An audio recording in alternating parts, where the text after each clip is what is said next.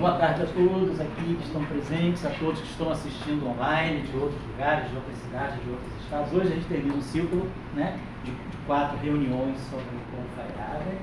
E hoje a gente ficou mais ou menos organizado, já estava no programa, então uma mesa redonda, né, com o Paulo, a Virgínia, a Paloma, eu e a Ana Paula está convidada, e apresentando rapidamente a Ana Paula. Ana Paula é professora do Instituto Federal do Rio de Janeiro, em Volta Redonda, fez o doutorado dela no HCTE, era formação de física, né? Mas o doutorado foi no HCTE, que é um programa muito interessante para quem não conhece da UFRJ, é História das Ciências Técnicas e Epistemologia, HCTE. É um programa muito interdisciplinar, interessante, tem artista, tem médico, engenheiro, físico, químico, mas é tudo mesmo. Então é muito interessante esse programa do HCTE. A Ana Paula fez o doutorado lá com o Ricardo Brujo, né? E com a Virgínia também. Virgínia foi o doutorado lá, e agora a Ana Paula está fazendo como um pós-doutorado voluntário, né, aqui no CBPF, no nosso grupo, ela não dirá que está. Então a Ana Paula está convidada a esses 15, 20 minutos para trocar algumas ideias, ela também se interessa por Fire. E depois a dinâmica vai ser, ao invés da mesa redonda de nós termos fala, a gente está aqui para discutir, então a palavra fica com os participantes para perguntar, colocar coisas, e a gente vai discutindo, né, de uma forma mais informal. Legal? Então, obrigado, Paula, nos ajudando. Eu que agradeço, antes de mais nada, né? Vocês aí estão interagindo há um mês, chegou uma intrusa assim, no último dia para falar, me explicar exatamente o contexto, né? Como o Léo falou, eu estou fazendo pós-doc aqui com ele, pós-doc voluntário. Depois acho até que vocês se interessarem, vêm também fazer um convite relacionado a esse pós-doc. E conversando com a Lael sobre uma intenção que eu tenho de montar um grupo de pesquisa dentro da linha do meu pós-doc que eu vou apresentar, mas que tem uma comunicação, tem uma relação com o Fire, ele falou assim, olha, a gente vai iniciar, ou seja, essa conversa foi antes da primeira palestra, né? E se você quiser, a gente abre um espaçozinho para você falar, até porque tem uma relação aí de namoro e também possíveis ações dessa ordem dentro do CBPF, que a gente está caminhando aí na nossa pesquisa, e vejo que vocês também têm iniciativas assim que caminham além da física ou com a física, né? Então, agradeço o espaço profundamente.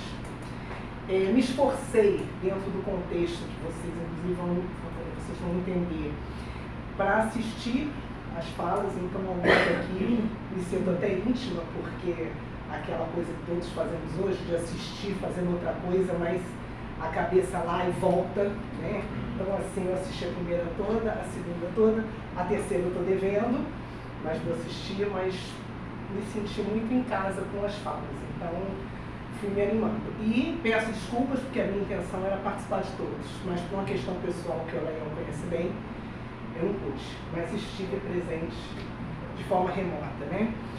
E também dizer, prazer estar aqui com a Virgínia, já temos uma trajetória, somos cubrugianas, ou seja, o nosso orientador de doutorado é comum, ele é o mesmo, e uma pessoa ímpar, sui generis, vamos dizer outra coisa.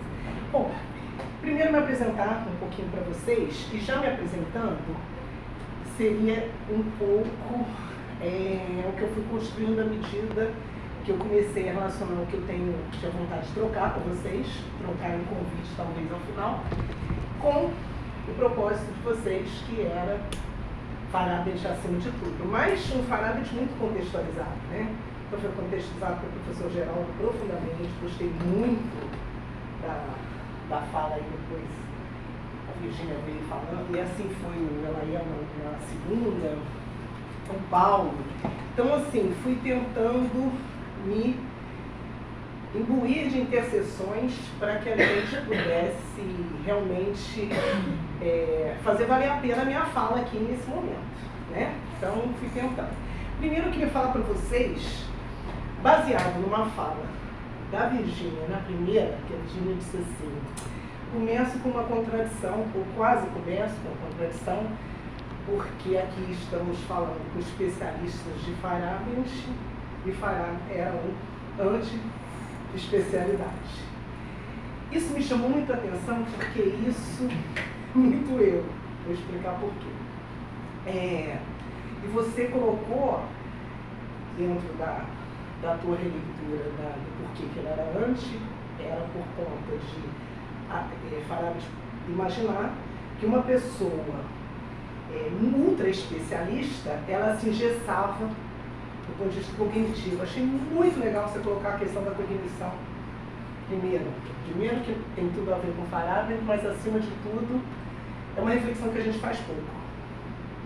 Quanto mais dentro aqui no CBPF, quanto mais para os públicos, a gente faz pouco essa. Então acho que um primeiro ponto, eu gosto muito de associar as minhas falas com linhas e redes, e em alguns momentos a gente vê, aí está aí a imagem gráfica do Paulo, quando falou de intencionalidade, aqueles nós onde as coisas se marcam. E talvez se a gente fosse fazer uma fala, uma rede assim com o Farabi, uma delas que a gente deveria pensar melhor essa coisa da especialização, por quê? Comprometimento cognitivo era uma coisa para talvez usar aqui da minha fala para falar. Você falou ético. Achei isso muito interessante, a gente parar um pouquinho nisso. Comprometimento cognitivo no mau sentido?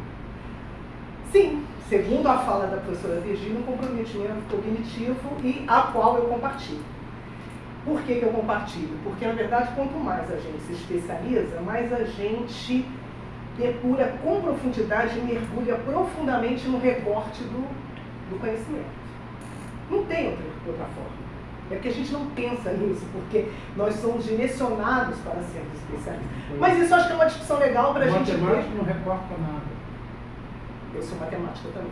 Matemática não recorta nada. Eu posso discordar disso, mas eu acho que seria interessante. Não recorta nada. Matemática, ele cria um formalismo. É puro formalismo que você vai desenvolvendo, não tem recortes. Ele é muito maior que a física. Eu sou matemática e Você trabalha com matemática? Oposto da Você sua. trabalha com matemática? Não, mas eu tenho mestrado em matemática, eu posso dizer que eu conheço matemática. O fato de não trabalhar não quer dizer que eu conheça menos matemática do que alguém que trabalha. Mas uma coisa que eu queria dizer é o seguinte, pelo contrário, eu acho que a matemática das ciências, as quais eu tenho contato, talvez seja mais recortada, até porque matemática não é uma ciência, parte não tem de objeto. poucos axiomas que daí a gente Matemática não é uma ciência, não tem objeto. Mas eu vou dar continuidade à minha fala, isso fica para mim. Claro, mas matemática não é uma ciência porque não tem objeto. É outra coisa que eu discordo de você. Eu sou físico e matemática. Eu sou física e matemática, então acho que a gente pode conversar depois. Claro. E indo aí para a minha vida, já inclusive relacionando com isso, o terceiro ponto, um era o cognitivo, o outro era o ético. Acho que o ético a gente tem que parar para pensar. E o outro foi do ponto de vista que você não foi estrutural, não. Eu vou lembrar da palavra. Existencial. Foi a palavra que você usou. Existencial. Então fica aí um recado que eu dou muito para os meus alunos, para os meus orientandos, que eu acho que o grande conflito que pessoas que têm um pouco essa visão, ou que pelo menos resolvem mergulhar dos riscos de ser especialista, coisas que a gente não faz refletindo ao longo da vida, elas em algum momento elas viveram algum tipo de angústia, ao qual é a história da minha vida. Como assim? Vamos lá. Quando eu fiz a minha primeira escolha profissional, por isso que eu me falo que é uma vida mediana, eu não consegui escolher. Porque na verdade a minha escolha era o conhecimento. Eu tenho isso muito claro. Eu, com 15, 16 anos, o que eu queria era ir para um lugar onde eu pudesse conhecer tudo. A minha tese de doutorado é em cima da teoria de tudo. A grande busca da física, talvez o santo grau, seja uma teoria de tudo. Qual é o sentido de conhecer de forma tão recortada só um pouquinho desse conhecimento? Qual seria o sentido disso? Bom, nossa limitação humana. O dia tem 24 horas, nós temos que fazer muitas outras coisas além do que fazemos profissionalmente, então a gente não pode se dar o luxo de chegar e falar assim, olha, meu sustento está tranquilo, meus autocuidados estão tranquilos, as pessoas que me importam, eu não preciso me dedicar tempo a elas e vamos, não, a gente não pode. Fora a maior como diz, talvez o maior desafio, o maior norte que nós temos na vida, que é a morte. Então, quando a gente pensa na questão da morte, a gente começa pela especialista. Eu acho que esse é o que, como disse, eu estou trazendo um nozinho de cada palestra, de cada fala de vocês, mas essa para mim foi muito forte, porque o Ricardo, que é o nosso orientador em comum, virou meu orientador, sem ele saber, ele nem sabia ainda, quando ele dava um curso de História Cultural do Infinito. E eu achei essa disciplina, quando eu estava buscando onde que eu ia me encaixar no meu doutorado. Como disse o Elaiel, é um programa muito atípico, né, veja? Tem de tudo lá. Mas não é por isso que eu achei, não. Eu fui a ele por causa do História Cultural do Infinito. Um argumento muito simples dessa disciplina. Ele perpassava a matemática, até porque é a matemática, dos bons. Ele trabalha com matemática. Ricardo Cruz. Da onde? Do FRJ. É um poeta. O Nami, ele já foi do LNCC também. Ele já foi do LNCC. Ricardo Cruz. Ele foi do LNCC. Sabe quem é?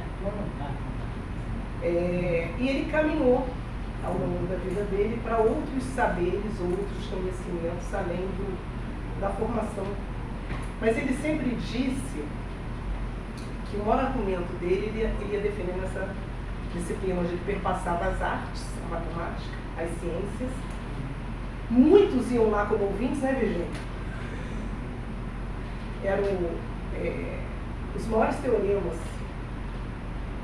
que ele citava, quando eu fiz meu mestrado em matemática, que a gente levava 3, 4, 5 aulas nos cálculos avançados e variacionais da vida para demonstrar, ele sem ao quadro, ele passava. Mas ele tinha um argumento. A história cultural do infinito, seja através da ciência, da arte ou de qualquer outro conhecimento, ela existe porque a nossa angústia de sermos finitos nos leva à criação da arte, da ciência, do conhecimento, como um todo. A morte é o nosso guia. Então, no fundo, resumindo um curso extenso, eu resumiria em a morte é o nosso guia, seja para qualquer conhecimento humano. E acho que nos especializamos quando viramos conscientes da própria morte. Eu lembro quando eu me conscientizei da noite há 6 anos, perdi 2 noites de sono. Aliás, eu acho que com todas as grandes lutas que eu já tive e tenho na vida, a única vez que eu perdi 2 noites seguidas de sono foi quando eu me conscientizei da morte aos 6 anos de idade. Me lembro como se fosse hoje. Fala, porque eu chorei. Você também? Chorei tanto do... Então você vai me entender, porque foi o que eu passei. Eu não consigo, eu tinha 6 anos, hoje eu tenho 57, quer dizer, já tenho 51 anos, e eu não consigo esquecer aquelas 2 noites, porque aquilo não fazia sentido para mim. Bom, mas quando se fala em pluralismo metodológico, liberdade de conhecimento e tantas ideias como foram apresentadas aqui esses dias, eu acho que a gente converge para isso. Você chorou a noite inteira, eu também.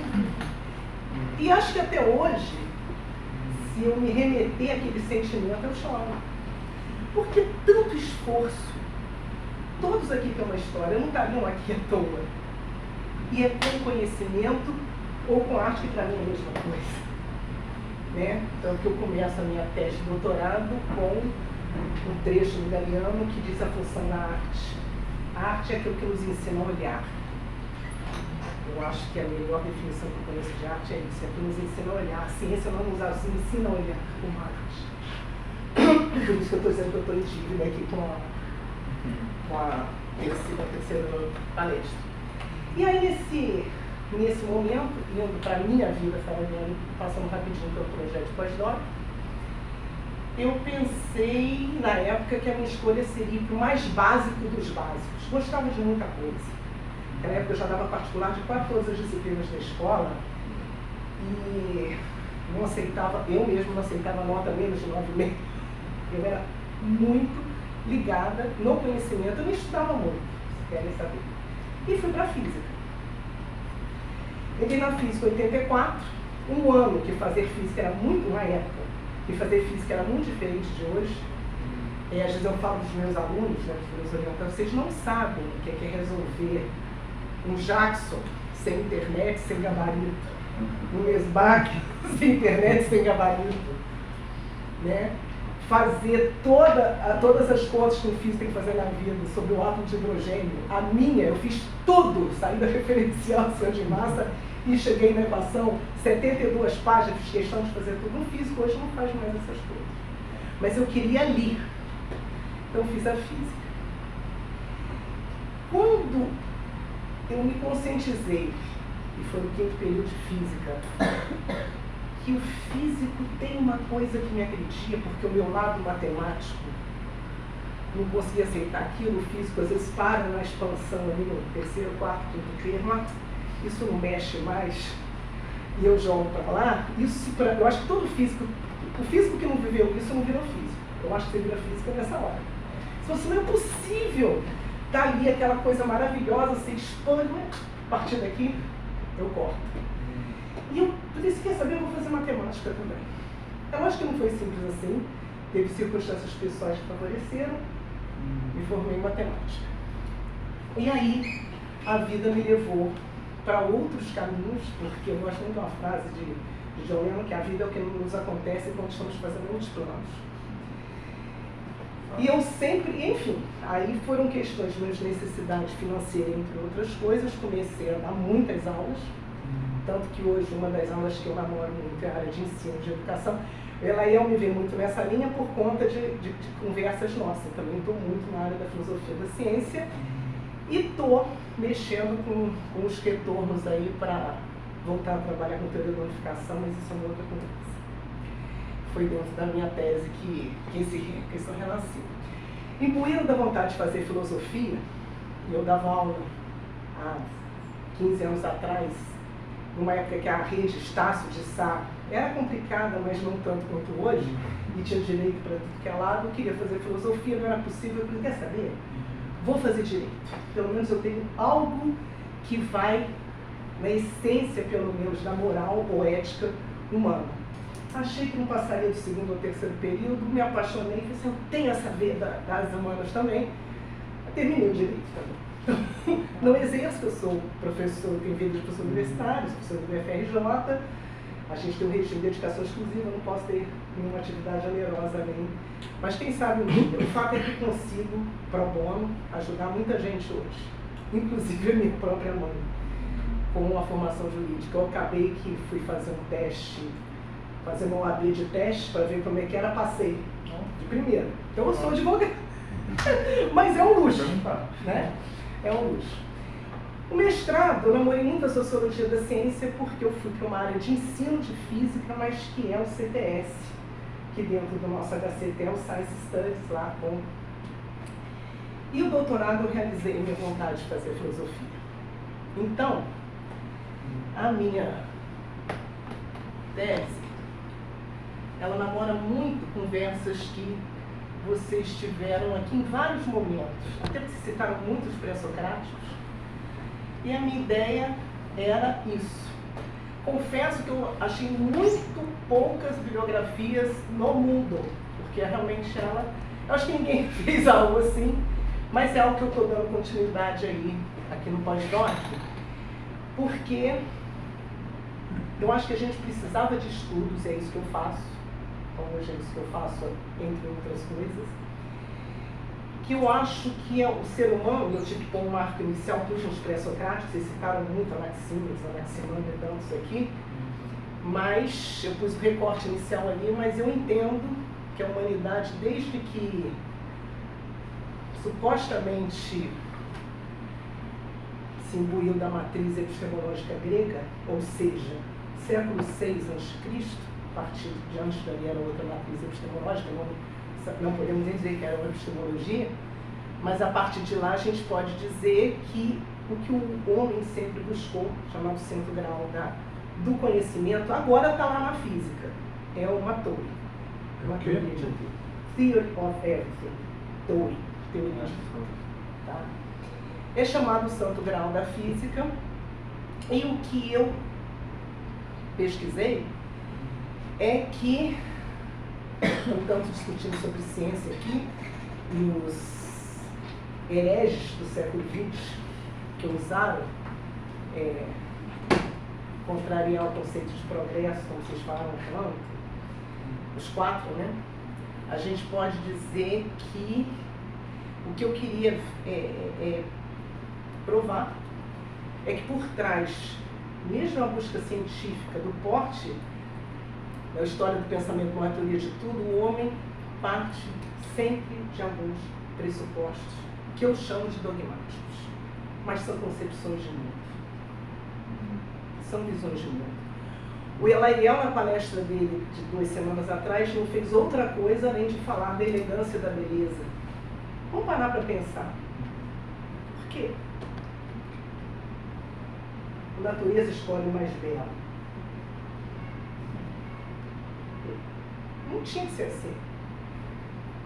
Porque o homem ousa buscar uma teoria de tudo, ou se imbuir do espírito de conhecer tudo, e aí é onde se critica ou não a questão da especialidade, se no fundo não partisse de uma premissa de algo uno no universo. Não precisava ser assim. Pode ser que tenha mesmo multiversos com multifísicas, e a gente está aí tentando achar uma única equação que una lá nossas interações e a gente possa ali dizer tudo. Né? Por que as coisas têm que fazer sentido? Os físicos seguiam muito por isso. Isso não tem lógica, isso não faz sentido. Os físicos ousam, Elaiel disse 15 dias atrás, que talvez para resolver os problemas atuais da física precisamos de outra matemática. Mas é muito ousado a gente achar que a gente descreve a natureza como linguagem, como a matemática, ou como uma ferramenta como a matemática. E aí a gente discute a questão da ciência da matemática em outro momento. Então a gente foi trabalhando nessa linha e no momento atual... Uma pergunta, quando você fala de descrever a natureza física, né? Sim. Porque, você tem outras... E aí nessa linha a gente perpassou talvez uma pluralidade de conhecimentos que converge hoje em algo que me inquieta, eu acho que tem que nos inquietar, porque tem muito da alma falemediana, muito, que eu acho que a gente está vivendo um momento, talvez os mais sérios em relação à ciência. E a gente não está parando para pensar sobre isso.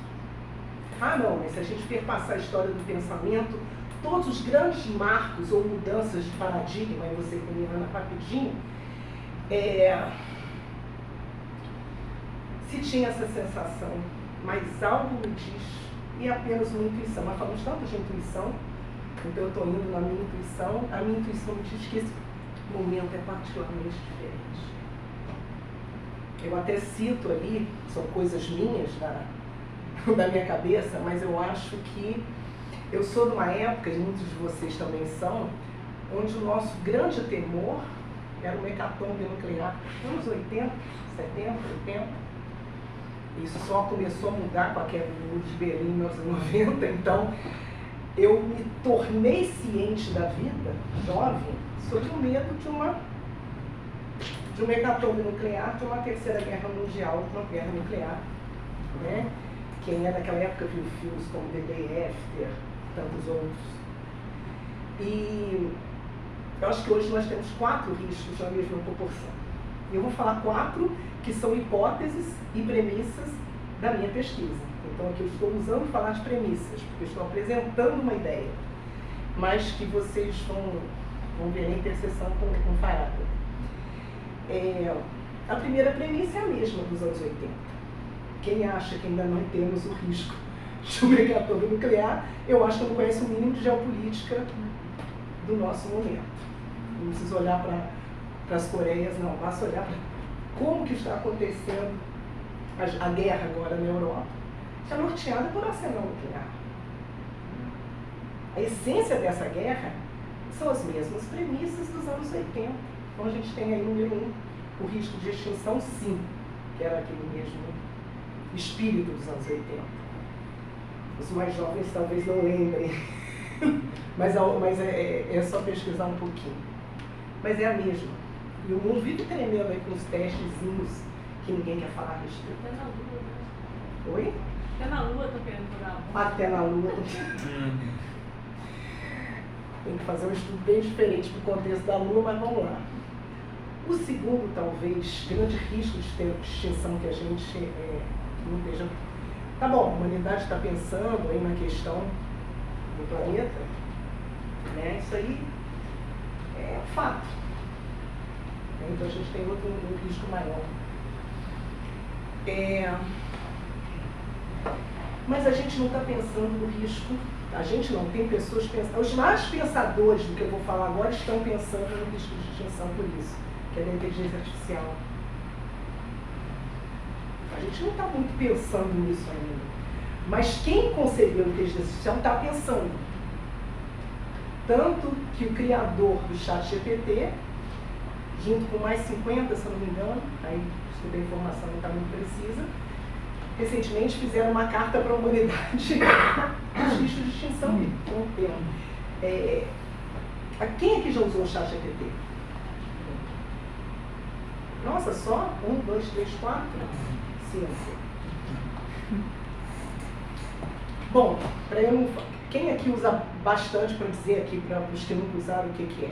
A gente acabou de publicar um artigo usando o ChatGPT em química. Né? Conta aí pra a gente fez perguntas bem técnicas. Tipo, calcule a entropia de mistura de 2 solventes com propriedades tais e tais. Ele te responde, cite uma referência. Te responde uma referência. Houve uma evolução do 3, na verdade, o 4 por 4, 3 por 4, né? O 3 ele ainda dava algumas respostas menores e muitas vezes erradas. Ele só consultava fonte escrita. Aí agora, na verdade, ele é um... Eu uma vez eu fiz uma referência, ele inventou uma referência. Então, isso quer dizer... Ele inventa referência. Ele inventa, e muito. E aí a referência ele inventa completamente, assim. Inventa bonito. Assim. Cite a referência desse cálculo. Ele faz o cálculo, faz a equação, o logaritmo, tudo direitinho, mas cite a referência. Ele inventa uma. Não, inventa.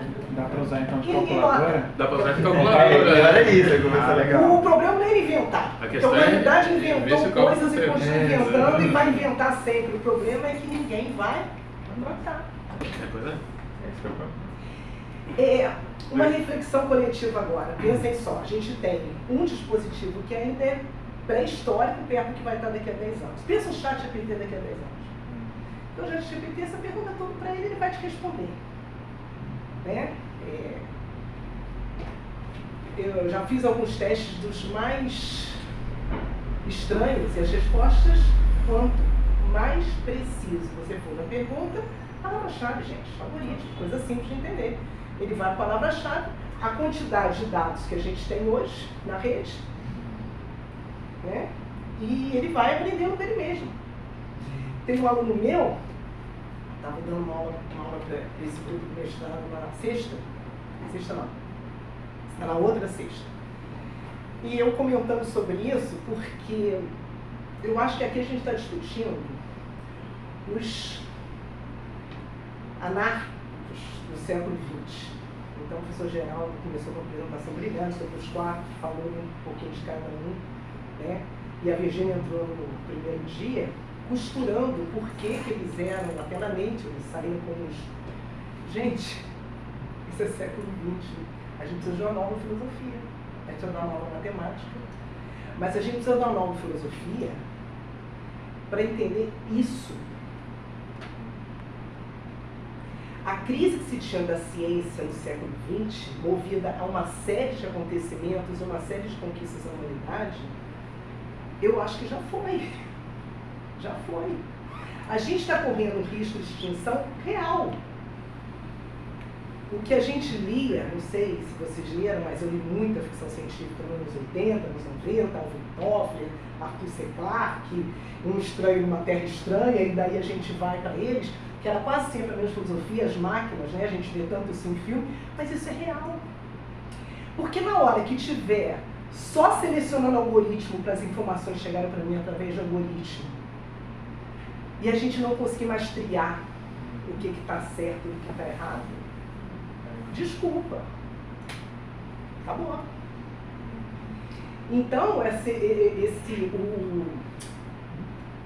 O maior responsável por IA do Google pediu demissão, apavorado com isso. É só ler, podem pesquisar sobre isso. O criador do ChatGPT está assustado e a gente está precisando vir para o século XXI, ou a gente não vai sair dele. Então a gente corre riscos de tensões finais, e aí no momento em que a Ana Paula, lá dos 17 anos, escolheu a física por achar que a física me daria as respostas do tudo, que já que eu não podia conhecer tudo, eu fosse para o mais básico, e assim foi da vez. A física me deu isso. Eu hoje acho que a gente está precisando salvar a alma humana, que movida pelo que nos trouxe aqui, que é do conhecimento, é nos fazer não nos idiotizar.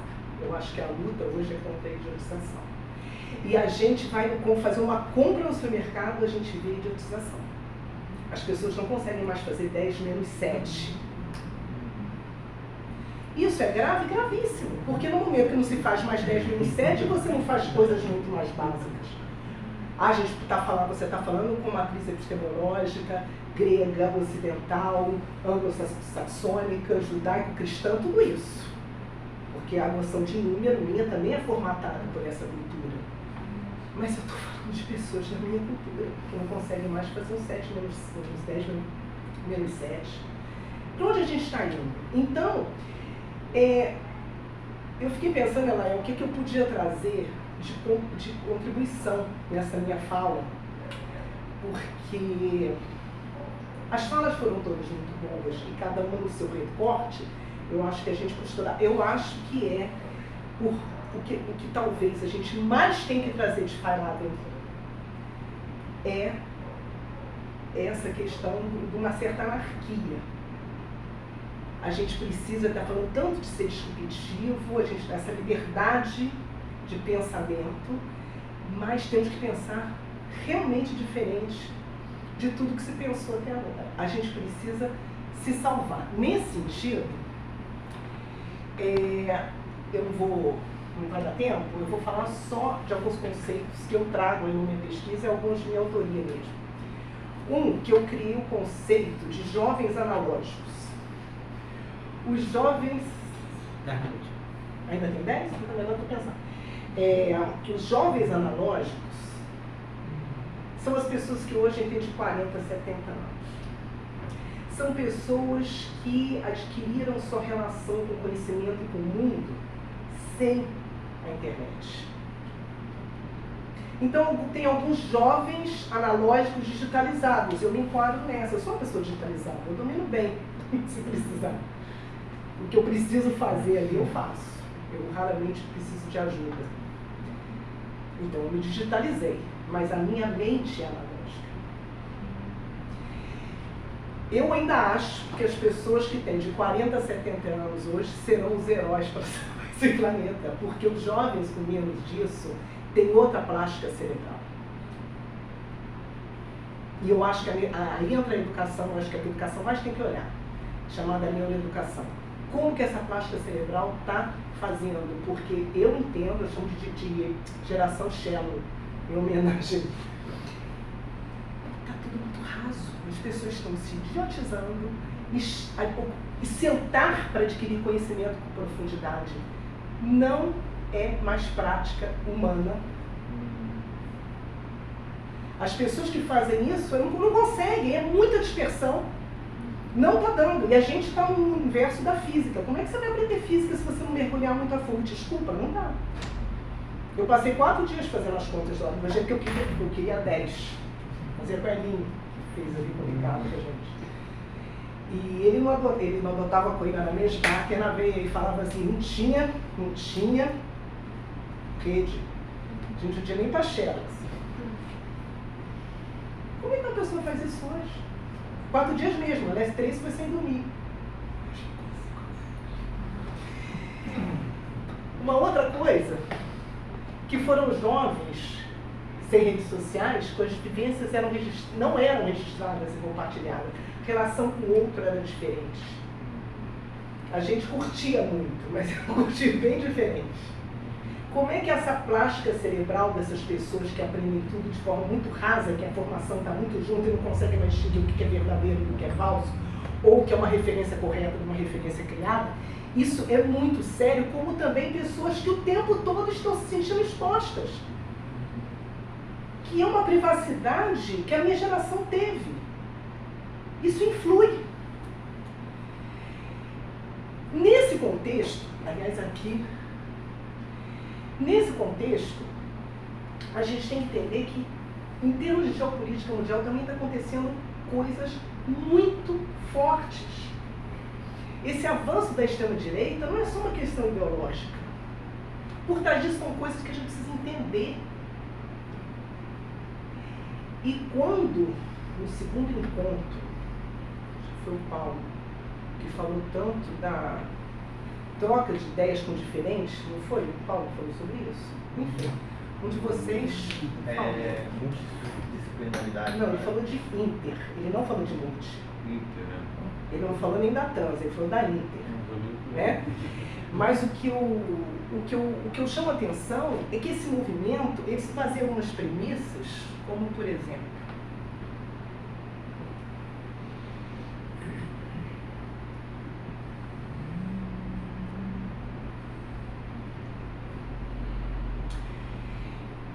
primeiro, esse é um livro que talvez todos vocês já tenham falar, que ele é Como que as Democracias Morrem, né?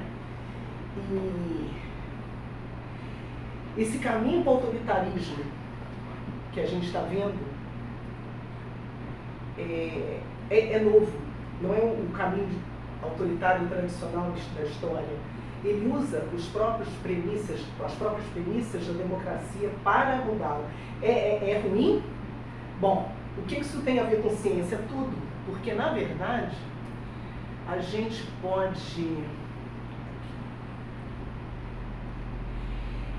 quanto mais a gente mergulha, e isso é uma das premissas que eu baseio na minha pesquisa de pós-doc, é que a gente tem hoje muitas filosofias baseadas nesse tipo de ordem social conservadora que impacta diretamente na ciência. Estou aqui falando de ciência e de parâmetros, já eu faço a relação. Mas nesse momento, é uma premissa muito da física, mas ainda mais da matemática.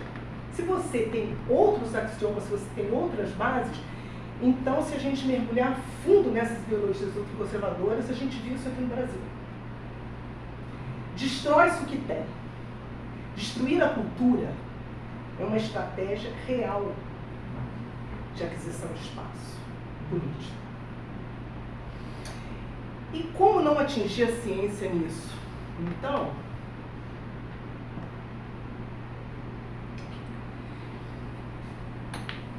a ciência é um dos conhecimentos humanos. A gente está caminhando pesquisas sérias, que depois eu posso compartilhar, que já são pesquisas que eu já tenho dentro da minha pesquisa com alguma confiabilidade.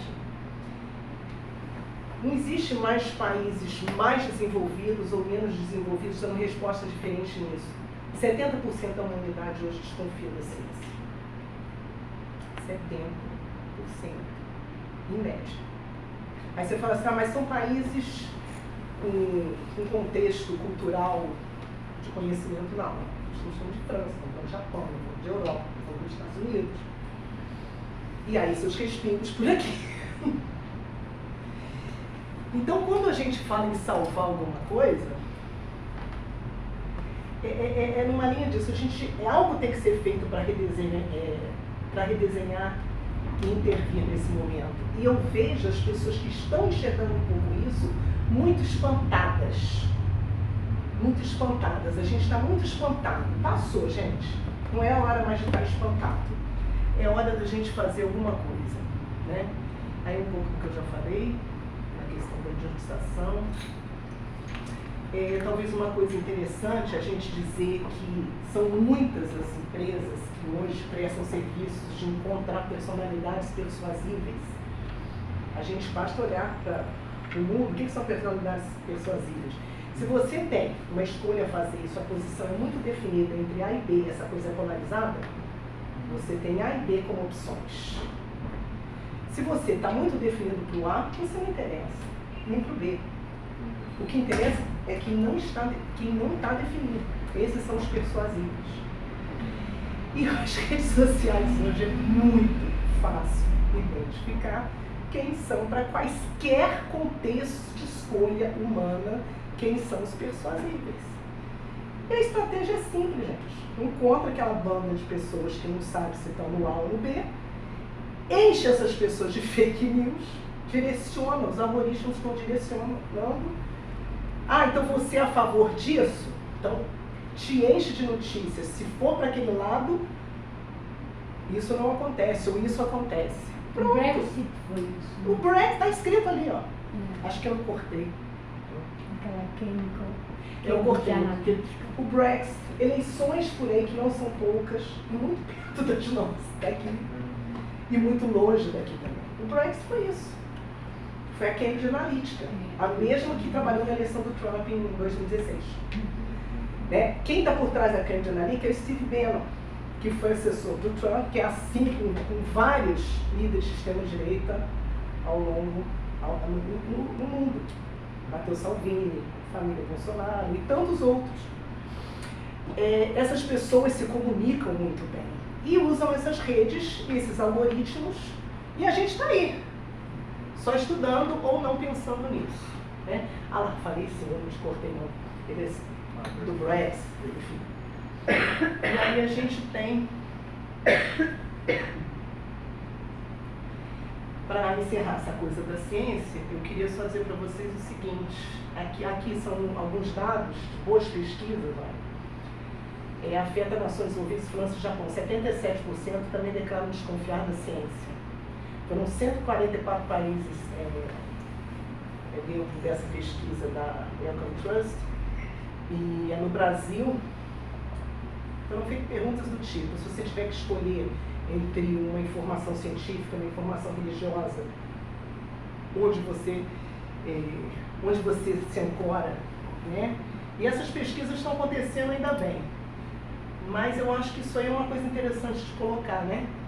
Isso eu até vou ler. A desconstrução do conhecimento científico contemporâneo, algo até maior que o negacionismo, pode até ser visto em vários contextos, entre eles os movimentos antivacina. O principal argumento, não sei se vocês têm conhecimento disso, vocês falaram aqui tanto da Nature, mas uma que todo mundo deve conhecer é a The Lancet, né? Em 98. Uma pesquisa fraudulenta publicada na The Lancet, o britânico Andrew Wakefield, à época, disse que a vacina triplex, sarampo, cachumba e rubéola, desencadearia o autismo. Todo mundo já ouviu falar essa história. Só não sabe a origem dela, tá? E a origem. O artigo foi desmascarado quando os cientistas fizeram novos estudos para confirmar a correlação e o que nunca ocorreu. O Wakefield perdeu o registro médico, a publicação foi tirada de circulação. Entretanto, grupos antivacina argumentam com o estudo até hoje. Pouco tempo após a publicação, descobriu-se que esse médico que perdeu o registro estava envolvido com advogados que queriam lucrar com base em processos contra fabricantes de vacina. A história da ciência é isso. Ademais, ele utilizou dados falsos e alterou informações sobre os pacientes. Após a confirmação do caso, ela se retratou e retirou, mas o estudo, o extrato, já estava feito. É porque foi feita uma correlação, que é uma correlação que não tem causalidade. A idade que a criança toma vacina é a idade também que começa a se manifestar o autismo na criança. Então, eles fizeram uma correlação de uma coisa que não estava correlacionada. Foi isso que aconteceu. Como é o que está acontecendo, a cada hora que a gente ouve uma notícia, é achar correlações para se criar, para se fazer releituras da realidade em relação a tudo e na ciência também. Se faz releituras de realidade, nós estamos na era de construção das narrativas. Narrativas não como a gente estudou como gênero em comunicação e expressão. Narrativa enquanto releituras da realidade ancoradas em fatos que fazem sentido, e assim estamos vivendo. E assim estamos vivendo. Em suma, né? Em algum momento foi dito aqui também nas falas anteriores sobre a preocupação de Farabi, por exemplo, com a questão da ética. E que, teoricamente, alguém disse, teoricamente a gente tinha que ter, qualquer cientista tinha que se imbuir de um espírito de ética tal que, se fosse posto em prova, mas isso tem um outro termo, bom, experimento, bom, daqui a pouco eu lembro. Se fosse colocasse em prova toda a vida dele em termos de luta, como produção científica, ele teria que ser capaz de dizer estou errado. Mas isso até é muito. A gente não pode se basear tipo cientista ou um meio científico. Estamos cercados de valores e ética. A gente tem que ter mecanismos para identificar isso. Em resumo, agora é fechando mesmo. A ideia da minha pesquisa, e aí eu volto, porque o tempo é curto, mas eu separei até nas falas de vocês em outros textos, certamente eu vou ancorar muito da minha pesquisa em Feyerabend, em vários momentos, e o que eu estou buscando é isso, uma hipótese explicativa para as concepções de mundo de ciência que sustentam as visões negacionistas do mundo e a desconfiança da ciência. A gente só pode lutar, quem gosta de estudar sobre guerra, eu não sei por que eu gosto, mas eu gosto de ter um tempo, que eu acho que quando a gente entende a guerra, a gente entende a humanidade. A história da guerra, ela é muito do que é humano, que é a humanidade. E uma dos pressupostos que se tem na guerra é você só vence o inimigo que você conhece.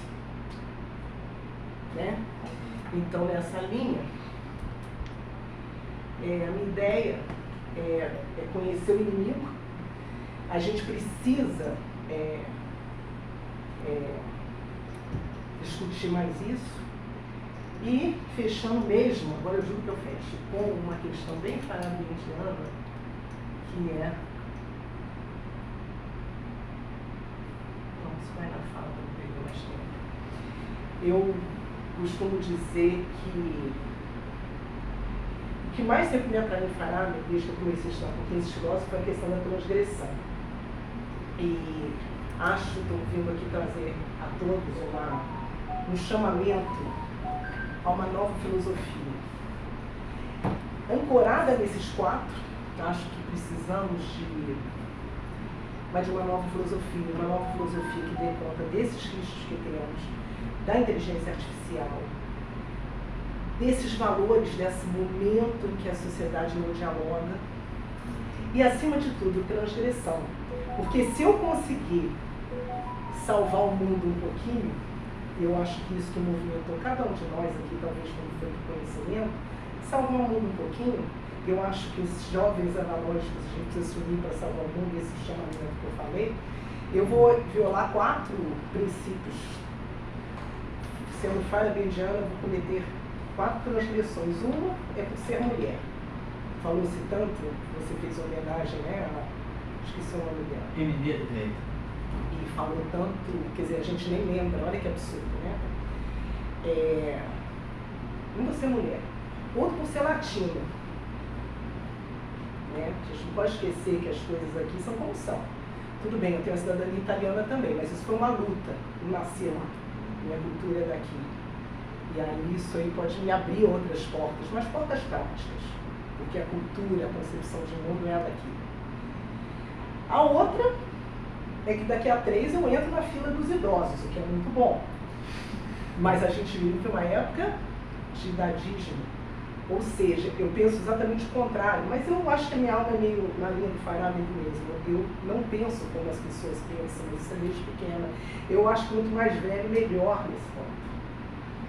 Porque é a hora que a gente tem conhecimento. E o meu quarta transgressão é porque eu sou uma filha cuidadora. Uma filha cuidadora, eu tenho o privilégio de cuidar da minha mãe com Alzheimer há 5 anos. E é um privilégio poder continuar sendo você mesmo e pondo uma pessoa que depende de você acima de tudo. Eu tenho orgulho de dizer que eu vou transgredir isso também. Ela sempre em primeiro lugar, por isso que eu não tenho as outras 3. Ela nos deu um susto, mas eu assisti. E são 4 transgressões que me movem também para tentar salvar o mundo um pouquinho. E esse é o chamamento que eu tenho a vocês, porque a coisa está Tá muito sério. É isso. Obrigado, Ana.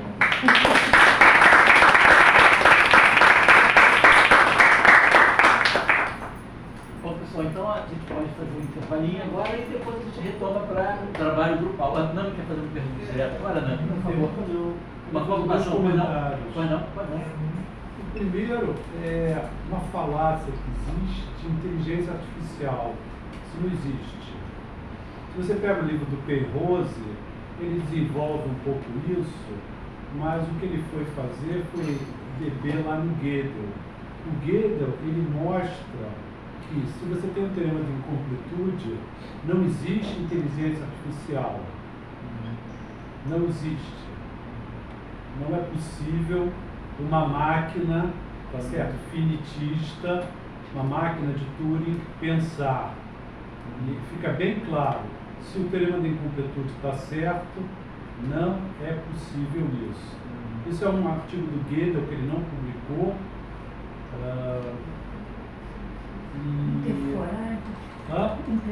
Não, ele não publicou porque tem vários artigos que ele não publicou, que ele ficava mexendo, acabou não publicando. Não.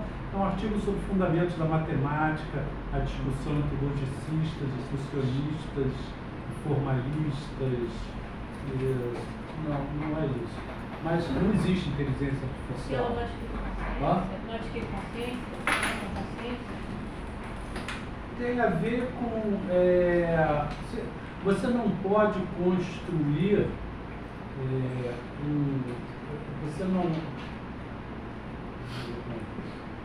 Você tem o teorema da incompletude. O teorema da incompletude diz que toda vez que você tem uma lógica formal, qualquer que seja o tipo de lógica, sempre vão aparecer questões indecidíveis.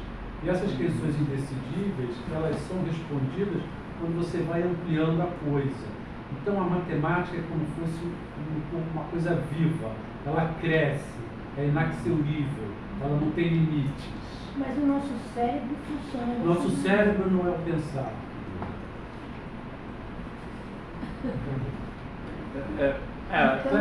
Você pode questionar o nome inteligência. Não. A questão, o nome você pode questionar, mas que é algo não novo, existe. E aliás, você pode escolher existe outro nome, inteligência mas é algo que está aí, poxa. Não. Olha só, eu jogo xadrez. Eu boto uma máquina que joga xadrez, o cara que melhor joga xadrez é 2.700, a máquina é 3.800. Ela ganha de todo mundo. Querido, isso é mas conceitual. Ela não pensa. Porque você está questionando Eu estou dizendo pensamento. a palavra inteligência. Eu estou falando pensar. Que pensar, você associa inteligência com pensar, tudo bem. É uma outra discussão. Mas com outro conceito, você pode batizar diferente. Mas algo está acontecendo junto com o que a gente chama de A, que é diferente. Isso não é pensar. Isso não é o pensamento. Mas ninguém disse que é pensar. Não, mas todo mundo fala inteligência artificial. Não, mas aqui a gente está muito diferente. Assim, não existe. Isso é impossível, tá certo? Você não pode.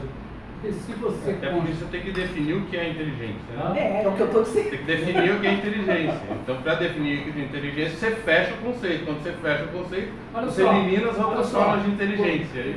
Tem uma série de coisas que são indefiníveis. É uma coisa que eu consigo apontar. Tá certo? Eu vejo a matemática como uma manifestação, tá certo?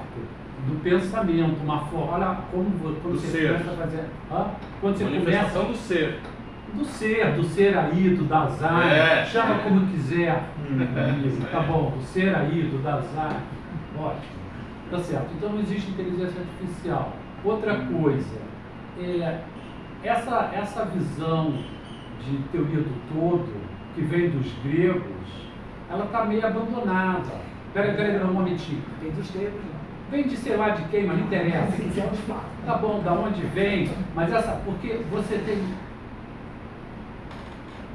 tem fenômenos emergentes. Quando você tem emergência, você pode ter uma entidade aqui e outra entidade aqui, e nessas entidades, nesses objetos, você não tem as propriedades que aparecem quando você tem um conjunto. A linguagem emergente, por exemplo. Mas a linguagem não é no outro nível. Então, na física também, você tem essa noção moderna de coisas emergentes. Então, se você conhece todas as partículas, até uma escala de energia, que fazem parte desse zoológico das partículas, você não vai falar da natureza. Você não tem como falar da natureza. Porque a natureza, ela aparece num outro nível quando aparece a emergência. Isso é uma coisa... Não?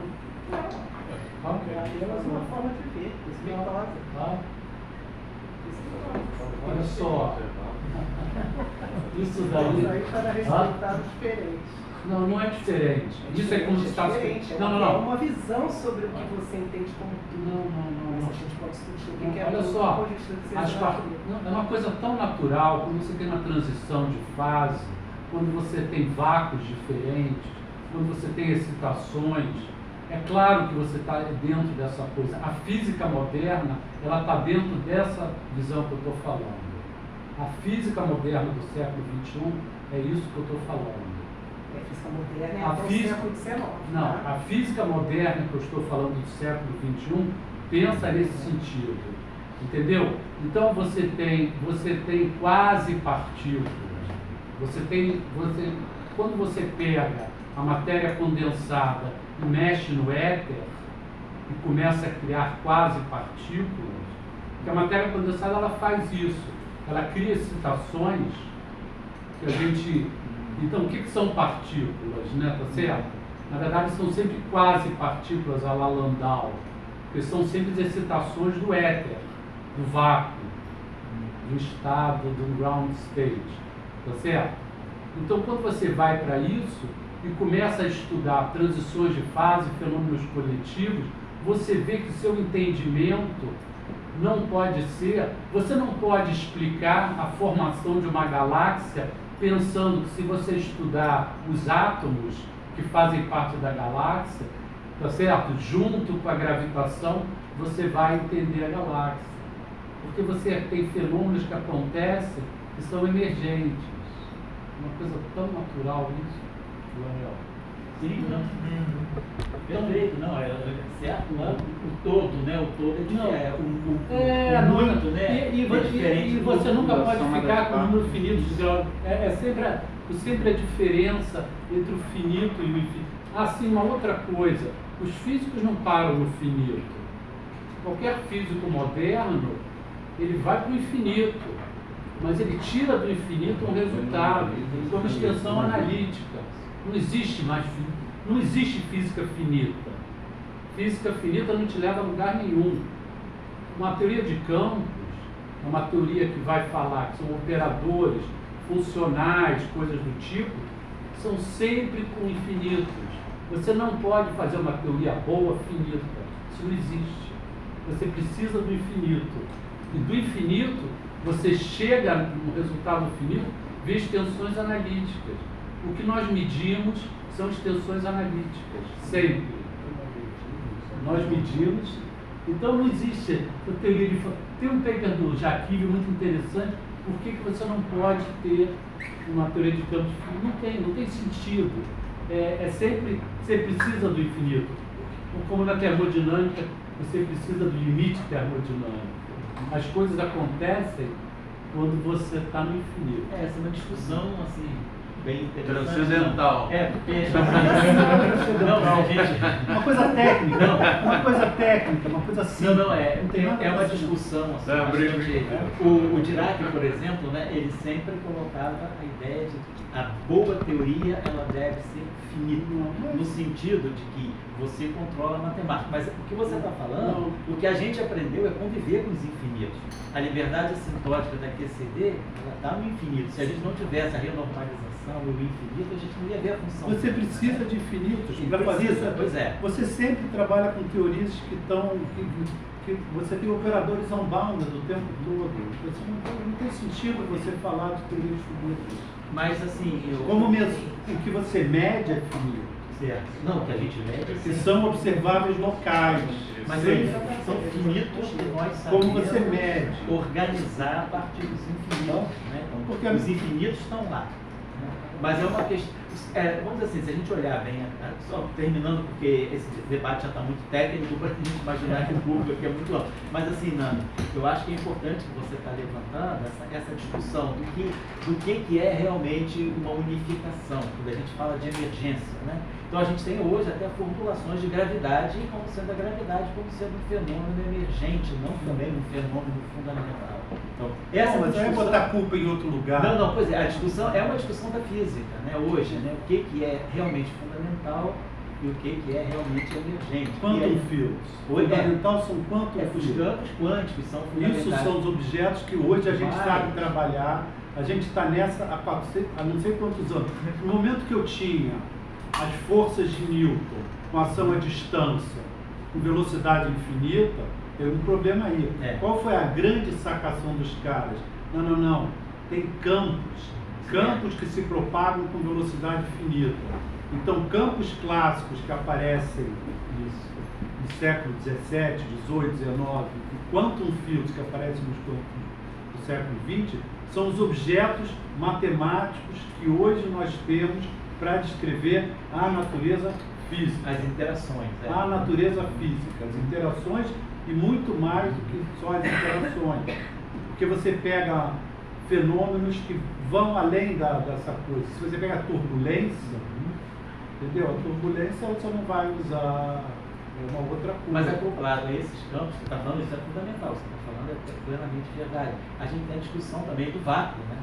Então, quer dizer, o que é esses campos, eles vão representar excitações em relação a um certo vácuo. O que é esse vácuo? Então, eu acho que a essência também não está só nos campos quânticos, também está na definição daquilo que é o vácuo. Mas o vácuo, associado a esses campos. Mas o vácuo, olha só, a mecânica quântica ela faz 4 perguntas. Mecânica quântica ainda, entendeu? Não estou nem falando de... Estou falando equação de Schrödinger, equação de Dirac, que é 1 grau. O que é um sistema físico? O que é um observável? Certo. O que acontece quando eu não meço? O que acontece quando eu meço? Sim.